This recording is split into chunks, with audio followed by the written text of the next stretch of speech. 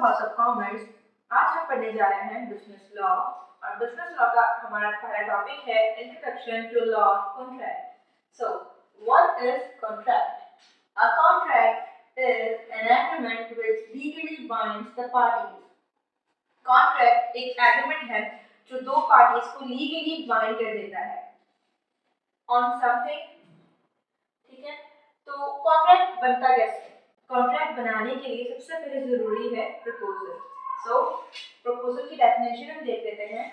When one person signifies to another his willingness to do or to abstain from doing anything, यानी कि जब एक person दूसरे person को अपनी विलिंगनेस जाहिर कर रहा है टू डू कुछ करने की और टू एब्सट्रेन फ्रॉम डूइंग एनीथिंग, या किसी चीज से इनकार करने की, किसी चीज को रोकने की। ठीक है, with a view to obtaining the essence of that, यानी कि उस बंदे की, सामने वाले बंदे की रजामंदी हासिल करने के लिए। Other to such act of abstinence, यानी कि उसकी रजामंदी हासिल करने के लिए, या अगर वो मना कर रहा है, वो इनकार करना चाह रहा है, तो इस बात की वो रजामंद हो कि हाँ ठीक है, तुम चीज को रोक सकते हो। So he is said to make a proposal. So ये जो तमाम एक्ट जो हुआ है इसको हम कहेंगे प्रपोजल। अब आइए मैं आपको एक एग्जांपल समझाती हूँ ताकि इस प्रपोजल की डेफिनेशन में मजीद क्लैरिटी आ जाए। फॉर एग्जांपल, एक बंदा है जो ए है, ठीक है, उसने बी को एक टेलीविजन बेचा फॉर एग्जांपल 5000 रुपये, ठीक है, और बी ने उसको एक्सेप्ट किया। ठीक है, अगरचे वो बी एक्सेप्ट करता है उसकी प्रपोजल को टीवी बेचने के, तो वो प्रपोजल कहलाएगा। अगर वो प्रपोजल एक्सेप्ट हो जाता है तो वो बन जाता है एग्रीमेंट। अगर वो प्रपोजल एक्सेप्ट नहीं होता तो वो प्रपोजल ही रहता है, वो एग्रीमेंट नहीं बनता। सो व्हाट इज एग्रीमेंट? एग्रीमेंट की डेफिनेशन पढ़ लेते हैं। अ प्रॉमिस और set of promises forming the consideration for each other. एक प्रॉमिस या बहुत सारे प्रॉमिसेस जो दो लोगों के बीच कंसिडरेशन बना है, यानी कि कंसिडरेशन का मतलब होता है something for something. For example कि अगर अ पर्सन ए और एक पर्सन है बी, ए पर्सन अपने गुड्स बी पर्सन को बेच रहा है और बी पर्सन उसको उसके एवज उसके बदले में पेमेंट कर रहा है, तो ये कहलाएगी कंसिडरेशन। ठीक है, तो जो गुड्स है वो ए की तरफ से कंसिडरेशन है और जो बी पेमेंट है वो बी की तरफ से कंसिडरेशन है। ओके, नाउ सो अगर एग्रीमेंट लॉ के जरिए इन्फोर्सेबल है तो वो कॉन्ट्रैक्ट कहलाएगा। अगर वो एग्रीमेंट लॉ के जरिए इन्फोर्सेबल नहीं है तो एग्रीमेंट ही रहेगा, वो कॉन्ट्रैक्ट नहीं कहलाएगा। और जो लॉ के जरिए इन्फोर्सेबल नहीं होगा वो एग्रीमेंट, उस एग्रीमेंट में लॉ की कोई जिम्मेदारी नहीं होगी। इन केस अगर जो पर्सन ए है अगर वो डिफॉल्ट कर जाता है या पेमेंट करने से मना कर देता है तो लॉ उसमें इसकी कोई मदद नहीं करेगी। ठीक है, so now come back to the contract, legal contract. उसके कुछ एसेंशियल्स हैं, तो चलिए अब हम उसकी जाने पड़ते हैं। Essentials of legal contract. वैसे तो हम इन तमाम एसेंशियल्स को चैप्टर वाइज पढ़ेंगे, बट फॉर नाउ हम लोग उसका एक ओवरव्यू ले लेते हैं। First one is offer and acceptance, यानी कि इसमें जो ए पार्टी है वो ऑफर करे और जो बी है वो उस ऑफर को एक्सेप्ट करे। यानी इसमें ऐसा नहीं हो सकता कि जो ए पार्टी है वो अपनी मर्जी से गुड्स उठाए और बी पार्टी को लाके दे दे, ये कहते कि मुझे लगा था आपको उसकी जरूरत हो सकती है, नो, और वो उसको एक्सेप्ट ना करे, तो ऐसा नहीं हो सकता। जो ऑफर कर रहा है और जिसको दे रहा है उसको वो एक्सेप्ट करना जरूरी है, तो वो एक लीगल कॉन्ट्रैक्ट बनेगा। Second one is legal relationship, यानी कि जो ए पार्टी जो ऑफर कर रही है गुड्स वो ऑफर कहलाएगा और जो एक्सेप्ट कर रहा है वो ऑफरी कहलाएगा। और जो लॉ है वो उन पर इस तरह से इन्फोर्स होता है कि दोनों को अपने अपने एंड्स की जो उनकी जिम्मेदारियां बन रही हैं वो उनको निभानी पड़ती है। So third one is competency of parties, यानी कि जिन दो पार्टीज के दरमियान एग्रीमेंट कॉन्ट्रैक्ट बन रहा है उनमें ये तीन चीजें लाजमी होनी चाहिए। फर्स्ट वन इज मेजर, यानी कि वो 18+ हो। ठीक है, और इन केस अगर वो ऑर्फन या किसी गार्जियन के अंडर है तो उसको 21 का होना लाजमी है, 21 ईयर्स का होना लाजमी है। दूसरा, पर्सन ऑफ साउंड माइंड, यानी कि वो साइकोलॉजिकली स्टेबल हो, उसका दिमागी तवाज़ुन बिल्कुल ठीक हो, दुरुस्त हो। Third one, not declared as disqualified by law, यानी वो लॉ की नज़र में किसी कोई क्राइम नहीं किया हुआ उसने। फॉर एग्जाम्पल, एक आदमी है जिसने एक कंपनी खोली और उस कंपनी को उसने बैंकक्रप्ट कह दिया, तो जो उसके तमाम इन्वेस्टर्स हैं उनको उनके पैसे नहीं मिल रहे, ठीक है, तो लॉ उसको क्रिमिनल करार दे देगा कि इसने ये लॉ के अगेंस्ट काम किया है, ठीक है। अब आगे जाके अगर आप उस बंदे के साथ जो पहले से ही लॉ की तरफ से डिस्क्वालीफाइड है, उसके अगर बिजनेस करते हैं तो फिर लॉ की कोई जिम्मेदारी नहीं होगी, फिर वो उसका जो भी रिस्क आप जो वो रिस्क लोगे, रिस्क पे काम करते हो। Okay, so fourth one is consideration, जैसे कि मैंने बताया एक्टिविटी डेफिनेशन के अंदर समथिंग फॉर समथिंग, यानी कि ए पर्सन ऑफर करे और बी पर्सन उसको उसके बदले में कुछ दे, तो ये कहलाता है कंसीडरेशन। ओके, तो हम कंटिन्यू करते हैं लीगल कॉन्ट्रैक्ट के एसेंशियल्स को, जिसमें से फिफ्थ वन है फ्री कंसेंट, यानी कि आज़ादाना तरीके से अपनी रजामंदी जाहिर करना उस कॉन्ट्रैक्ट के अंदर। तो वो कॉन्ट्रैक्ट के अंदर जो मर्जी है वो आज़ादाना तब होगी जब उसके अंदर 5 एलिमेंट्स नहीं होंगे, जिनमें से पहला है coercion.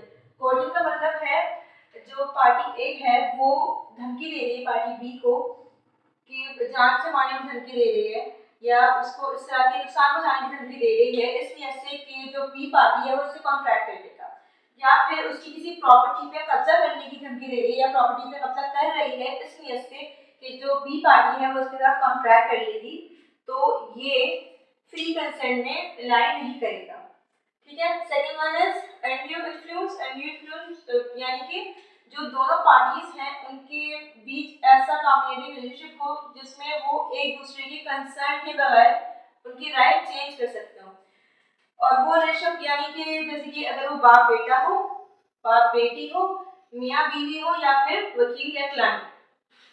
Third one is fraud.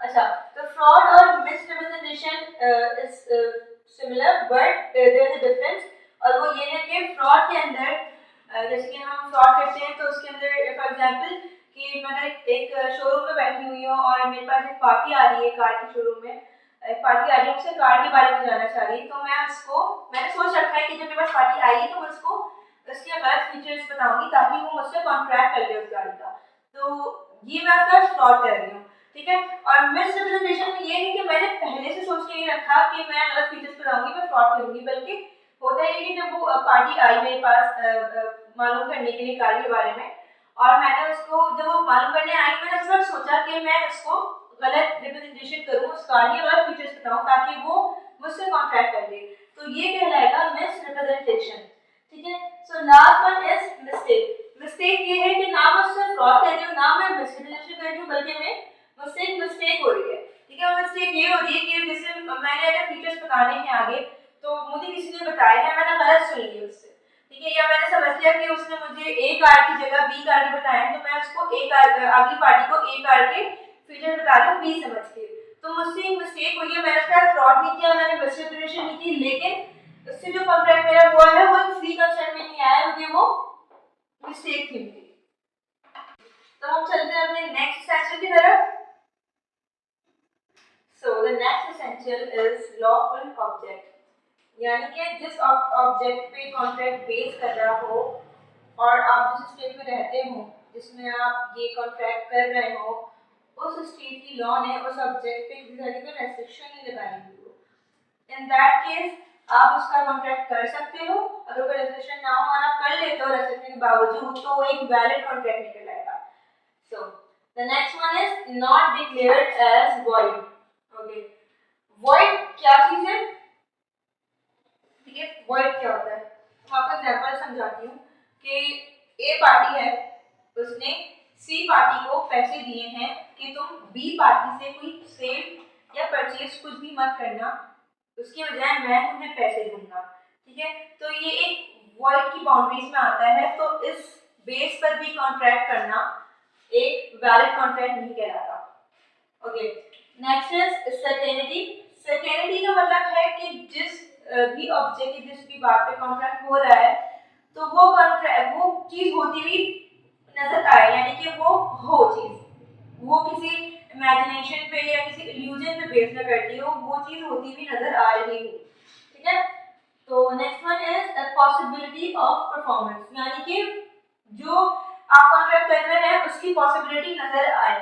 For example कि अगर बहुत ज़्यादा तूफान आया हुआ है, ठीक है, तूफान की है वार्निंग, और इसमें मैं किसी से कॉन्ट्रैक्ट कर लूँ कि भी मैं आपका सामान पहुंचा दूंगी फला जगह तक, किसी भी जगह तक, फॉर एग्जांपल ABC, इस जगह मुझे पहुंचाना है, उनको पहुंचाना है, मैंने कहा मैं पहुंचा दूंगी, मगर पहले से वार्निंग आई हुई है, ठीक है, इसके बावजूद अगर वो पार्टी मुझसे कर रही है कॉन्ट्रैक्ट, तो ये एक वैलिड कॉन्ट्रैक्ट नहीं होगा, क्योंकि एक चीज आपको पता है कि वार्निंग है तूफान की, इसके बावजूद आप कॉन्ट्रैक्ट कर रहे हो। इन दैट केस अगर कोई नुकसान हो जाता है या वो ऑन टाइम नहीं पहुंच पाता आपका सामान, तो फिर वो एक वैलिड कॉन्ट्रैक्ट नहीं होगा, उसकी जिम्मेदारी लॉ के अंदर नहीं है। ओके, तो the last essential of legal contract is legal formalities, ठीक है, तो जो भी लीगल फॉर्मेलिटीज हैं उस कॉन्ट्रैक्ट की वो पूरी होनी चाहिए, क्योंकि जो एग्रीमेंट्स होते हैं वो एक्सपोर्ट के अलग होते हैं, किसी प्रॉपर्टी परचेज करने के अलग एग्रीमेंट होता है, तो जो भी इसकी लीगल फॉर्मेलिटीज हैं वो पूरी हो जाए, इन दैट केस फिर ही वो एक लीगल कॉन्ट्रैक्ट कहलाएगा, अदरवाइज वो एक लीगल कॉन्ट्रैक्ट नहीं कहलाएगा। So this is all for this is all the essentials of legal contract. So यहाँ हमारा फर्स्ट चैप्टर खत्म हो चुका, उम्मीद करती हूँ आपको ये समझ आया होगा। अगर आपको कोई क्यूरी है तो आप मुझे कमेंट सेक्शन में पूछ सकते हैं, इसके अलावा आप हमारा फेसबुक पेज भी फॉलो कर सकते हैं। मिलते हैं आप नेक्स्ट वीडियो में, तब तक के लिए स्टे ट्यून्ड, गुड लक।